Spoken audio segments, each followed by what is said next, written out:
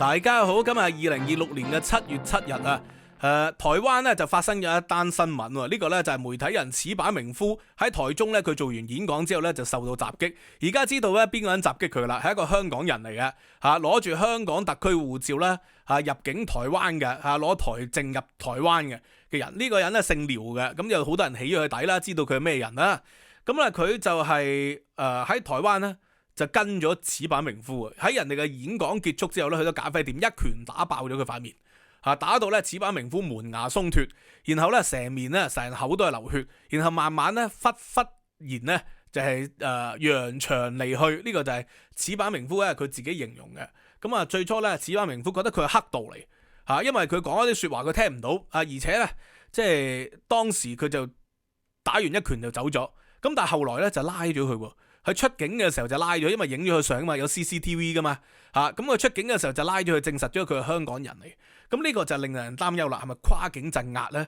因為倫敦經貿辦呢就發生咗呢個嘅衛志良呢報告俾香港退休總警司馬志堅聽，就係阿爺揾咗佢哋聯絡14K，然後係打呢個嘅香港示威者嘛，派咗一個叫馬來西亞星嘅人去打佢嘛，然後馬志堅呢就係代表阿爺去多謝衛志良嘅服務。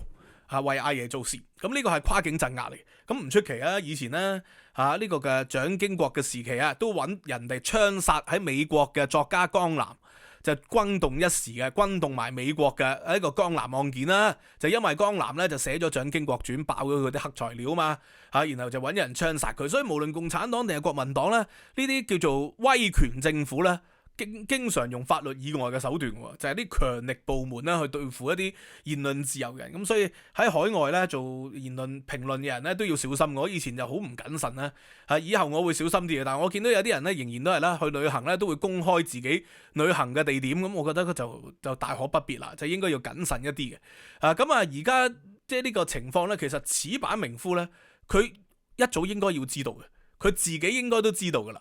因為咧喺2022年咧，矢板明夫出版一本書，叫做《矢板明夫在台灣說三道四》。呢本書裏邊嘅序言咧，其實佢寫得好清楚。佢嘅序言裏邊咧，佢有一個咧獨家觀點啊。矢板明夫佢就話啦，喂，有一個知名嘅藝人叫方方，接受中國官媒咧看台灣嘅節目咧，2022年啊嘛，談到祖國應該出手教訓台灣，宣稱咧小孩唔講理嘅時候咧，有時打兩巴掌咧，佢就知道啦。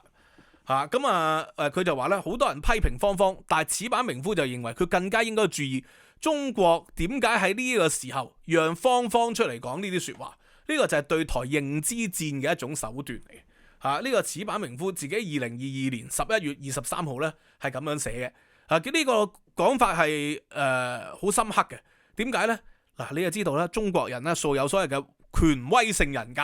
根據咧金耀基教授所講就係，喂，中國人就唔相信自己可以當家作主嘅，佢哋叫呢個嘅官員咧叫縣老爺，叫佢哋做老爺喎，父母官官大人，即係中國咧從來咧就係一種叫做不平等嘅社會，層級嘅社會，權威性人格啊嘛，所以咧佢哋覺得中央就梗係阿爺啦，所以啲香港人咧成日叫阿爺阿爺，其實就咁嘅意思，佢心底裏邊咧都係有一種咧。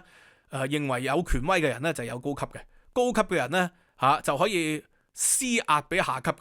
台灣就叫子孫啊嘛，咁香港回歸咧就係咩？回歸母親的懷抱啊嘛，其實就係一種權威性人格嘅表現。咁權威性人格咧，佢就覺得喂，對住細路，你講道理冇用喎，必要時冚佢兩巴。台灣、香港、西藏、新疆呢啲就係細路啦，中央就係阿爺，阿爺可以教訓啲細路嘅。可以冚佢兩巴嘅，呢一種咧係好刻骨銘心嘅權威性人格、閉固性人格嘅思想嚟嘅，咁所以方方就話可以冚佢兩巴，當然呢個係比喻嚟嘅方方，但係實際上咧亦都反映到咧呢啲中共嘅支持者，佢認為咧，喂，對付啲唔聽話嘅人啦，佢認為聽話係必要噶啦，即係有其他獨立嘅意見、獨立嘅思想、自由嘅精神，嗰啲就叫唔聽話噶啦，唔聽話嘅人應該要出手教訓佢嘅。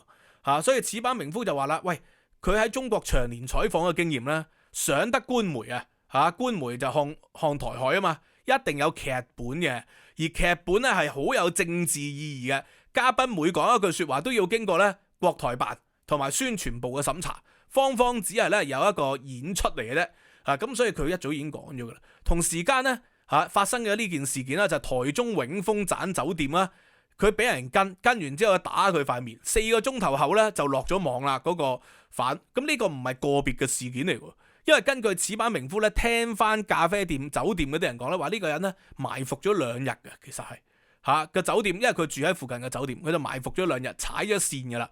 所以咧佢就唔係話純粹一啲網民意見唔同你知道有啲網民意見唔同，我以前都遇過啦。以前我喺金鐘示威嘅時候咧，遇到一個熱血公民啊嘛，意見唔同佢就好憎我嘅，一見到我就講咗好多嘢喺度辱罵我，即係呢啲係有嘅。咁但係呢件事就唔係咁樣嘅，似乎因為佢故意係踩線嘅，知道佢喺台中唔係旅行嘅時候撞到呢個人咧，係單人咧匹馬去到，然後咧自己獨自離去機場嘅，結果喺機場度俾人哋斷正捉到。而家啲人起咗底啊，就證實咗佢嘅住址。咁當然因為私隱嘅原因，我就唔解釋出嚟啦。呢個係着住黑衣人，咁打完人之後咧，佢就中途咧換咗白衣人。一開始係着黑衣人，後來就換咗變成白衣人咁都幾符合白衣人嘅身份啦。結果就喺台中國際機場咧，係16點4點鐘嘅時候就被捕啦。11點幾打人，4-5個鐘頭後左右就被捕。佢唔係直接翻香港，佢係點啊？佢係搭飛機去釜山喎，呢個人係即係呢件事都係即係非常複雜喎。涉唔涉及到係有一個有勢力嘅組織嘅跨境鎮壓呢？咁有人起咗底啊！呢個人以前咧香港有刑事罪行嘅，因為毒品啦而俾人拉咗，法庭判咗佢刑嘅。咁但係呢啲有待 fact check 啊！呢個廖姓男子咁黑衣人又得，你話佢係白衣人又得。迅速咧逃離咗，佢自己唔肯同警方講真相啦，一定係唔講噶啦。咁警方耐唔耐得佢何咧？咁可以拘禁佢嘅，拉佢坐監啦，係咪啊？咁坐完之後，喂，一條好漢嚟噶咯。你坐完之後你要驅逐佢出境翻香港，可能獲得特殊待遇都唔出奇。咁矢板明夫係受傷咁，但係唔係重傷到不得了嘅。但係呢件事咧就睇咧，絕對唔係個別事件啦，因為一而再再而三咁發生。2019年嘅時候，何韻詩喺台灣做活動啊嘛。有一個咧叫做統促黨統一促進黨，咁咧佢就係淋佢紅油淋佢油啊！咁林榮基喺台北咧搞銅鑼灣書店啊嘛，林榮基老闆咧佢啱啱就離世啦。佢6年前嘅時候咧就係俾台北咧俾人哋淋紅油，呢啲都係跨境鎮壓嚟。然後啦，保護傘餐廳有啲嘅黃店去咗台灣開嘅，俾人哋撥份咁法院認證係大陸金主嚟，承諾有報酬事前有勘察場地，赴湯蹈火開咗咧呢個嘅拳館啊嘛，又俾人淋油然後呢個事件咧係低成本嘅事件嚟嘅，因為你俾安家費，但係佢就意圖有高回報，高回報係咩？嚇嗰啲評論人咯，嚇嗰啲倡議者啦，係咪？喂，其實林榮基就唔係咩倡議者嚟，佢賣書嘅啫嘛。林榮基都冇乜點講過政治言論嘅，其實冇公開講過啦。其實係接受訪問係答下啫，就冇長期走出嚟搭個大台喺度講呢啲嘢。但係一樣係受到針對。簡單嚟講咧，就要消滅一啲咧唔同嘅意見、唔同嘅聲音。呢個就係方所講嘅冚你兩巴嘛，要教小孩啊嘛。所以咧，元朗721事件嘅時候咧，就話幫香港人教仔因為佢哋唔聽話佢哋搞亂香港，所以要幫人教仔，就有呢種講法。歸根結底，其實就係一種權威性人格、閉固性人格，唔接受咧社會有多元嘅，唔接受每個人有唔同意見嘅，認為咧一定要定於一尊呢種講法。咁所以矢板明夫喺台中永豐盞酒店搞呢個 Next City， 喂，其實就唔係好敏感嘅政治活動嚟嘅咯，即係唔係針對佢呢一個單一嘅活動，應該係針對佢長期即係發表嘅評論，就係對中國不利嘅評論批評中國嘅一啲社會問題。呢個攞住香港護照嚟嘅中國籍男子呢件事咧就係並不簡單嘅。咁咧其實矢板明夫咧受到針對咧好長期嘅。頭先講過一件事件啦，再長期一啲嘅就係咩咧？喂，佢以前咧就係喺台灣度啱啱開始活動嘅時候，就受到人哋投訴佢嘅國籍。投訴佢嘅簽證，咁嗰啲都係無理取鬧，即係佢哋呢啲媒體人嚟到，梗係有工作簽證啊嘛，有媒體簽證啊嘛，但係一樣係俾人哋搞，咁所以由此可見啦，呢件事咧由2022年開始已經係受到啦影響，因為八旗文化出版社幫佢出咗書嘛，就係矢板明夫在台灣說三道四。大家知道八旗文化出版社嗰個老闆啊，嗰個社長啊，副策，結果咧佢係大陸人嚟，翻大陸咧處理探親啊或者係證件問題嘅時候咧，就俾人哋扣留咗、失蹤咗，到而家咁多年咧都唔知道喺邊度。咁啊，矢板明夫喺台灣說三道四呢個書出咗之後咧，就開始俾人哋針對啦。有啲人去移民處舉報，話佢喺台灣評論政治同記者嘅工作簽證不符，因為佢係攞記者簽證嚟噶嘛。佢就話喂，評論政治就唔係記者喎。咁啊啲人咧搞錯咗啦。記者有兩種噶嘛，係咪啊？一種就係跟蹤新聞嘅記者，亦都有咧社評社論嘅記者啊嘛，係咪啊？咁點會不符合佢嘅身份咧？就話驅逐佢出境，結果佢就俾移民處做咗筆錄啦。後來就喺勞動處舉報佢。話佢咧喺台灣媒體通告太多啊，剝削咗本地人僱用嘅機會。有人寫佢黑函咧去日本東京本社告御狀，話佢喺台灣肆意批評在野黨，即係批評當時嘅國民黨，希望公司要佢閉嘴，即係不斷受到人騷擾嘅。佢話好彩啦，即係台灣咧同埋日本都維持到佢嘅言論自由，東京本社都冇受到壓力。咁後來開始進一步升級啦。就不斷質疑佢，喺國民黨嗰啲支持者咧就話喺台灣嘅節目上點樣批評佢，唔係反駁佢觀點，即係你唔夠人講咧就唔係講佢嘅觀點，就講佢身份噶嘛。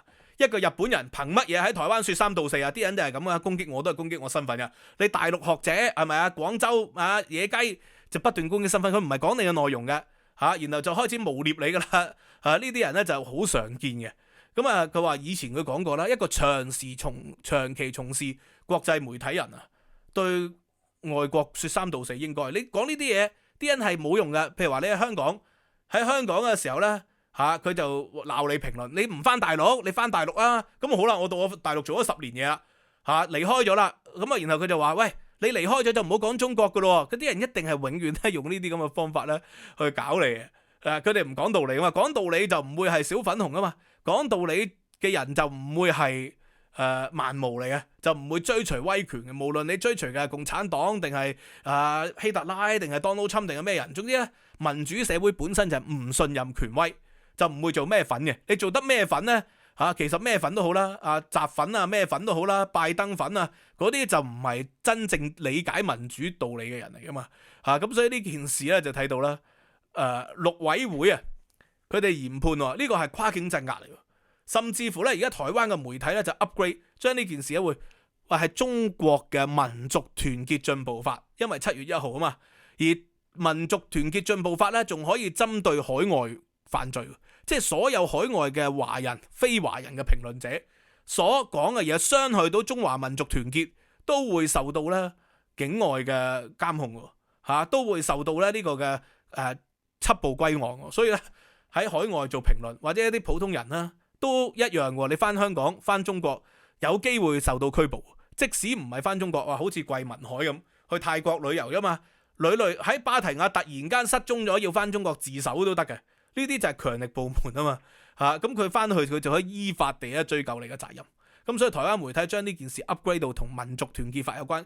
咁你問我就覺得又未必直接有關嘅。冇證據啦，起碼冇證據佢民族團結法5日後就發生，因為呢樣嘢係持續地發生嘅。頭先所講赴湯蹈火林榮基何韻詩咁未有民族團結法之前噶嘛，都係持續地發生嘅。衛志良國安經貿辦案件，咁呢個都係持續地發生噶嘛。咁又冇證據證明係一直係咁，我就覺得未必如是。咁警方而家就即係研究啦，喂，邊個買機票咧？點解會去韓國啦、釜山咧？如何理解到佢哋嘅離場時間咧？咁你攞咗佢嘅手機咧，破解佢嘅手機，咁佢哋會唔會聰明到係用啲即係舊式手機，用 Motorola 用呢個 StarTAC 會唔會用嗰啲咧？如果用嗰啲或者 Nokia 3310咁嗰啲咧就追蹤唔到嘅。你可以 delete message 之後追蹤唔到，但係如果你用智能手機咧，總有辦法揾到你雲端，總有辦法揾到你嘅即係啲線索出嚟。咁所以啦，矢板明夫咧自己都接受咗媒體嘅訪問，後來自己 Facebook 都發咗聲明。矢板明夫話啦，喂，佢雖然身體受傷，但係意志堅定，嘴唇爆裂，門下鬆動，食流質嘢都 OK 嘅。佢話疑犯係有備而嚟嘅，心理冷靜嘅嚇，佢就聽翻酒店嘅人講話，疑犯潛伏咗2日，疑似係政治打壓。當然你而家目前仲係調查，唔排除仲有其他原因啦嚇。會唔會有一日就翻天就話可能係其他原因係債務嘅問題？中國你知好中意就講話係債務問題啊嘛嚇，呢個經濟犯罪啊嘛，各方面咁咧佢就話絕不退縮，守護民主。咁所以從呢件事咧，我就覺得海外嘅評論者應該要更加小心啦。去旅行嘅時候咧，就唔好咁容易咧披露自己嘅地點。我見到阿徐少華去旅行都會話俾人知自己去邊，我就覺得而家應該要更加小心。我以前就唔謹慎啊，請好多人嚟我哋屋企嚇，所以好多人咧後來我都覺得而家有可疑嘅人物咧都嚟過我屋企。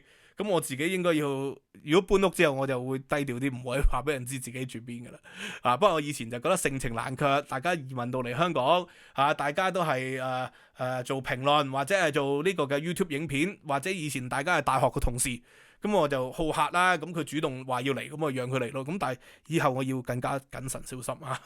咁公開活動咧嘅時候都要更加小心。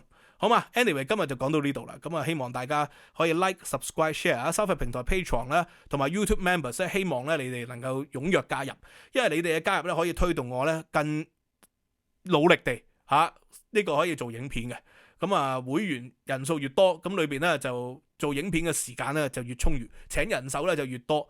咁同時間咧，裏邊有大量嘅獨家課堂啦，包括咧上載咗中國經濟史、中國史學名著導讀嘅字幕版，嚟緊咧會上載咧中國近代史嘅。咁所以希望大家可以咧上課堂嘅朋友咧可以留意下啦。而且我仲會有文字版嘅內容咧去俾大家睇。OK， 今日講到呢度，多謝大家，希望大家支持，知識有價。今個禮拜五咧嗰個直播咧，我就會取消，因為今個禮拜五咧我就要入院做1年1度嘅例行身體檢查，唔方便改期就要等好耐先排到隊，咁所以會直播改期啦。暫時未知道檢查完之後嘅結果點，我會再稍後公布。多謝大家，拜拜。